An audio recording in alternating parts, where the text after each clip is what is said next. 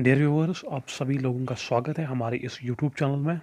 जी हाँ दोस्तों, सबसे पहले हमने यहाँ पे एक इनिशिएटिव लिया है कि हम स्टार्ट करेंगे मॉडर्न हिस्ट्री ऑफ इंडिया से। तो एक लेक्चर सीरीज़ हम तैयार करेंगे यहाँ पे आपके लिए, जिसमें हम पूरी मॉडर्न हिस्ट्री कवर करेंगे। सबसे पहले हम रिवोल्ट ऑफ 1857 की बात करेंगे। क्यों लोग बगावत पे उतर आए थे, रिवोल्ट स्प्रेड क्यों हुआ था, क्या रीजंस थे, क्या काजेस थे जो लोग रिवोल्ट पे उतर आए। सबसे पहले हम रिवोल्ट ऑफ 1857 की काजेस की बात करेंगे, जिसमें सबसे पहला काज आता है सोशो रिलीजियस काज, इकोनॉमिक काजेस है, पॉलिटिकल काजेस है, मिलिट्री काजेस है और इमीडिएट काजेस है। चलिए अब हम डिस्कस करते हैं वन बाय वन। पहला हमारा काज जो है वो है सोशो रिलीजियस काज। तो सबसे पहले हम देखेंगे सोशो रिलीजियस काज के बारे में, हम यहाँ पे बात करेंगे, एक एक करके डिस्कस करेंगे। तो सोशो रिलीजियस हमारा रिलीजन, हमारे कल्चर पे जो ये ब्रिटिशर्स थे इन्होंने हमारे कल्चर को टारगेट किया, हमारे रिलीजन को टारगेट किया। तो किस तरह ये टारगेट करते रहे, तो सबसे पहले हम बात करेंगे अपने सोशो रिलीजियस काज कि कैसे ये सोशो रिलीजियस कैसे एक काज बनता है रिवोल्ट ऑफ 1857 के लिए। जी हाँ, अगर हम मॉडर्न एजुकेशन की बात करेंगे तो मॉडर्न एजुकेशन एक सोशो रिलीजियस काज बना था। कैसे? जब चार्टर एक्ट 1813 पास किया गया तो उसमें बोला गया था कि 1 लाख रुपया स्पेंड करेंगे हम किस पे, मॉडर्न एजुकेशन पे। ब्रिटिशर्स क्यों चाहते थे कि मॉडर्न एजुकेशन हम लाए इंडिया में? क्यों चाहते थे?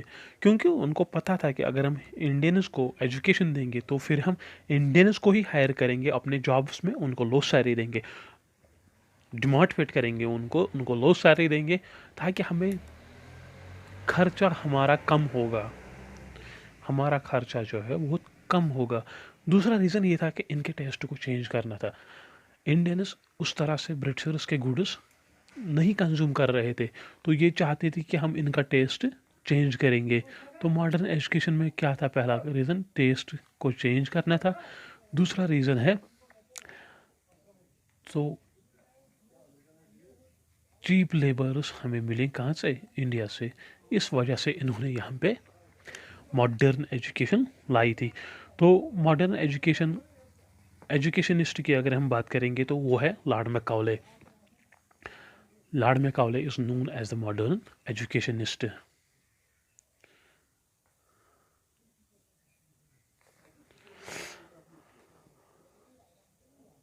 तो हिंदुस्तान में दो तरह के लोग थे, एक थे एंग्लिसिस्ट जो कहते थे कि मॉडर्न एजुकेशन को इंग्लिश लैंग्वेज में स्प्रेड किया जाए, और दूसरे थे ओरिएंटलिस्ट जो कहते थे कि लोकल लैंग्वेज में।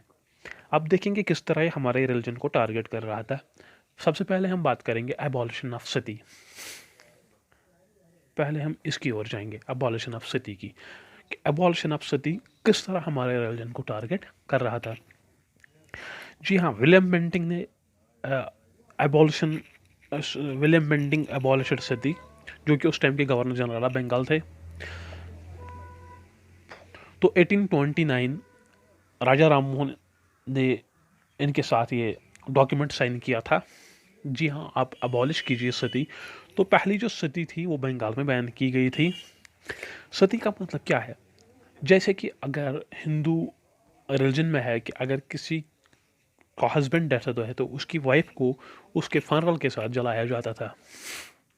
जी हाँ, मगर गवर्नर जनरल ऑफ बंगाल जो उस टाइम विलियम बेंटिंग थे, उसने इस सिस्टम को एबॉलिश किया। उसने कहा अगर किसी का पति अब मरेगा तो उसकी बीवी को उसकी फनरल में जलने की कोई ज़रूरत नहीं। तो सती वॉज एबॉलिश्ड। तो ये जब सती एबॉलिश हुआ तो ये डायरेक्टली टारगेट कर रहा था हिंदूज के रिलीजन को। तो उसके बाद विडो रिमैरेज और एक एक्ट पास किया गया था, विडो रिमैरेज। अब हम विडो रिमैरेज की बात करेंगे।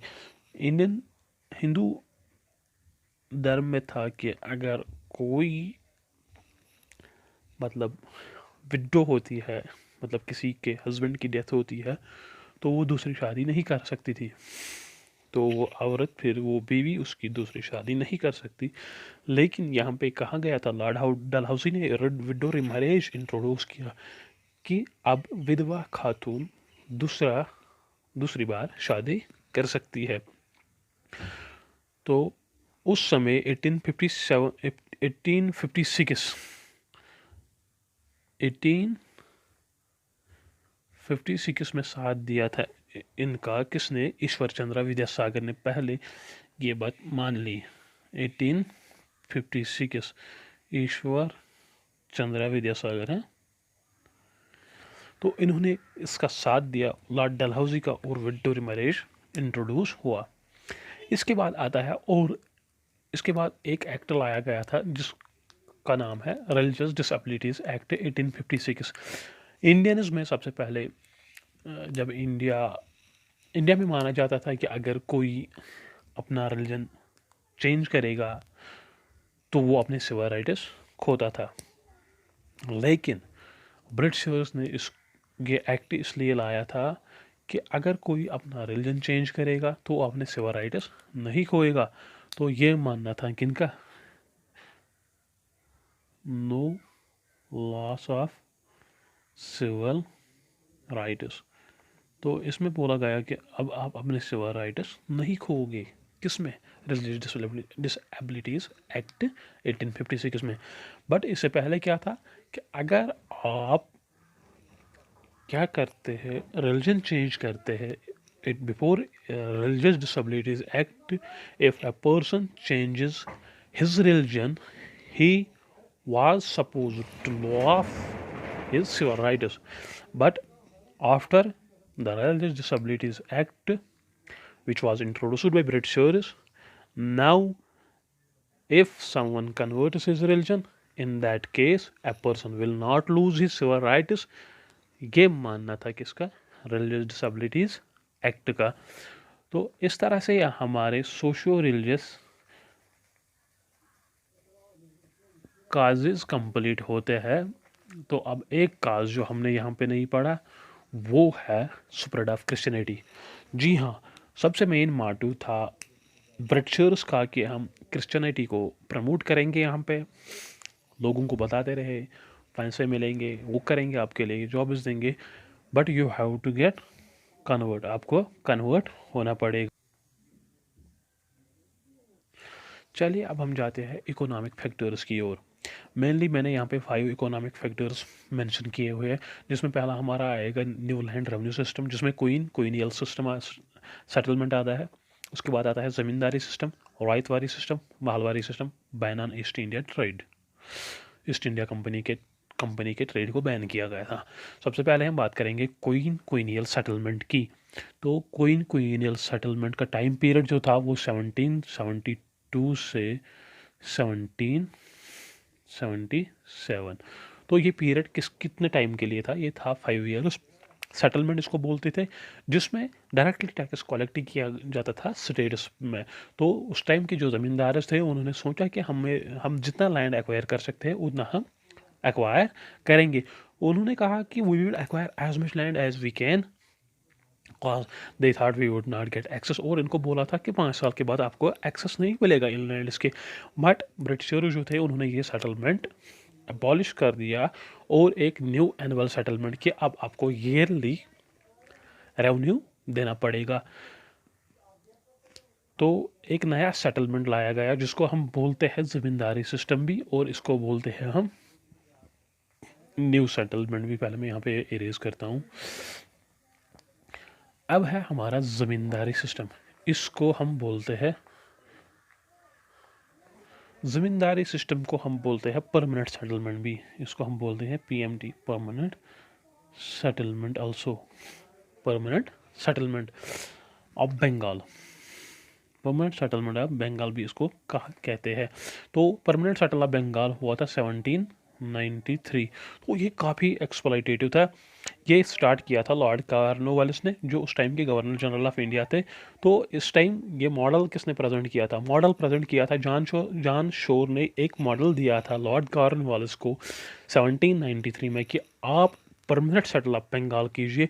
तो 1793 में लॉर्ड कॉर्नवालिस ने परमानेंट सेटलमेंट ऑफ बंगाल कर दिया। इस सेटलमेंट को हम जमींदारी सिस्टम भी बोलते हैं। This settlement is also called as zamindari system. This system was very exploitative. ये सिस्टम जो है ये काफ़ी एक्सप्लॉयटेटिव था and there was unrest in the country and zamindars moved for revolt. तो जब जमींदार्स को लगा कि ये काफ़ी एक्सप्लॉयटेटिव है तो वो रिवोल्ट पे उतर आए। तो इसके बाद आता है हमारा रोहितवारी सिस्टम। जी हाँ, अब हम रोहितवारी के सिस्टम बात करेंगे। तो रोहित का मतलब है किसान। पहले स्टेटस टैक्स कलेक्ट करती थी, स्टेटस रेवेन्यू कलेक्ट करती थी। उसके बाद ज़मींदार ने रेवेन्यू कलेक्ट करना स्टार्ट किया। तो उसके बाद पहले जो ब्रिटिशर्स थे वो स्टेटस रेवेन्यू कलेक्ट करते थे। फिर उन्होंने ज़मींदार से रेवेन्यू कलेक्ट स्टार्ट करना कर दिया। फिर उन्होंने कहा अब हम डायरेक्ट किसानों से रेवेन्यू कलेक्ट करेंगे। तो इसका पहले मैं यहाँ पे इरेज करता हूँ ये जी। रॉयतवारी सिस्टम का मतलब है किसान। रॉयत का मतलब है किसान। तो इस सिस्टम में किसान को डायरेक्ट टैक्स पे करना था, किसको? ब्रिटिशर्स को। तो उसके बाद आता है हमारा महलवारी सिस्टम। महलवारी सिस्टम का मतलब क्या है? ये था सेंट्रल एंड नॉर्थ इंडिया में महलवारी था एंड नॉर्थ इंडिया में महलवारी सिस्टम यूज़ किया जाता था।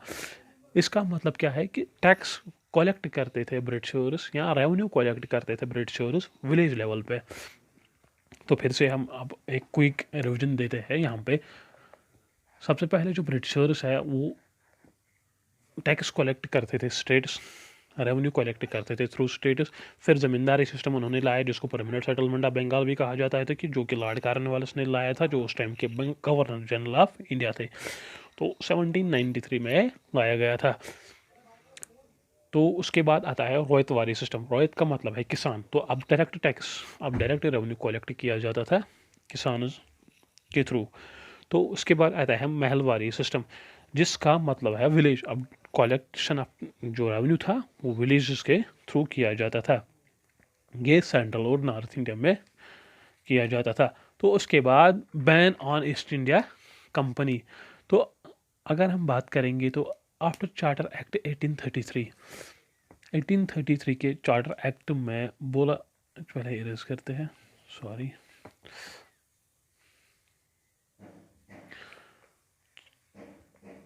चलो अब हम बात करेंगे east India ban on East India company की। जी हाँ, ईस्ट इंडिया कंपनी को बैन किया गया था कि आप कोई भी ट्रेड नहीं कर सकते। चार्टर एक्ट 1833 में बोला गया था ईस्ट इंडिया कंपनी को अब कोई प्राइवेट ट्रेड नहीं कर सकते हैं।